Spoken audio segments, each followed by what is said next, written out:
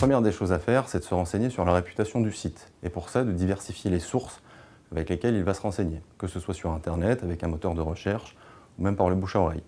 Ensuite, quand il achète en ligne, un internaute a accès, normalement sur le site, à des informations pour vérifier que ce site est bien par exemple situé en France. Ce n'est pas parce que le site est en .fr que le site est forcément, que l'entreprise est forcément établie en France. En revanche, sur le site, dans les conditions générales de vente ou dans les mentions légales, il a normalement diverses informations, dont l'adresse de l'établissement et les coordonnées auxquelles il peut être rejoint.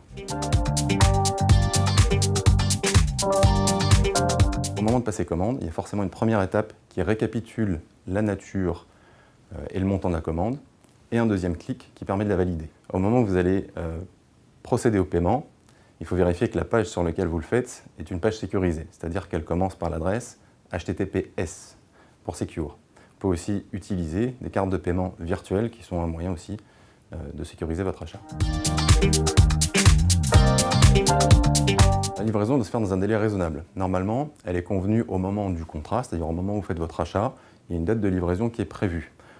À défaut, c'est au plus tard dans les 30 jours. Entre le moment de votre achat et la livraison, vous devez pouvoir avoir accès au suivi de votre commande que vous pouvez faire via le service client ou via un lien qui vous est précisé lors de la commande.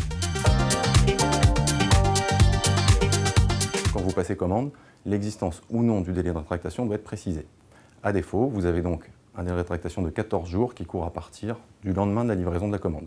Vous pouvez vous rétracter sans vous justifier et être remboursé de la commande en la réadressant à vos frais.